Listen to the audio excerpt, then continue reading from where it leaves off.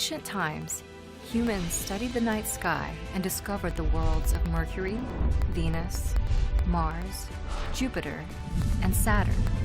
But beyond this realm of knowledge, another world shined brightly, just waiting to be discovered. Uranus is the seventh planet from the Sun. From a distance of about 20 astronomical units, or 20 times the distance between Earth and the Sun, Uranus orbits the star once every 84 Earth years, approximately the length of a human's entire life. This orbit causes each season of Uranus to last that much longer. Theoretically, a human living on Uranus would experience the 4 seasons only once, but each for about 21 years. Partially due to its distance from the Sun, Uranus boasts the coldest temperatures in the solar system. These icy temperatures, dropping as low as -370 degrees Fahrenheit, are largely influenced by the planet's composition. At about 4 Earths wide, Uranus has an Earth-sized core made of iron and magnesium silicate. The remainder, approximately 80% of Uranus, is a worldwide ocean of ices made of water, ammonia, and methane, the chemical behind the planet's cool blue color. This icy composition prevents Uranus from emitting much heat compared to other planets, making the blue world the solar system's coldest.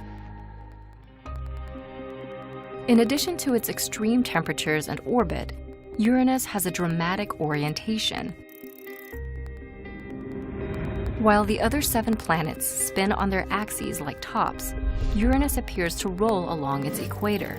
The planet is tilted at a near right angle, in which polar regions point toward and away from the Sun rather than upward and downward.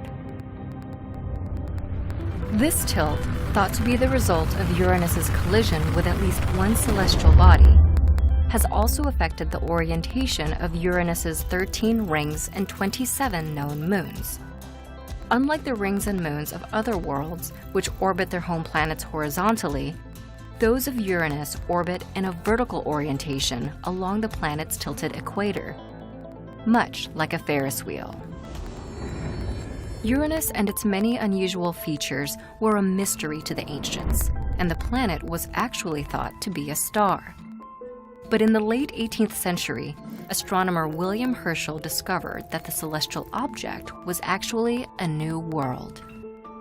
The scientific community debated over what the planet should be called, and eventually chose a name suggested by astronomer Johann Elert Bode.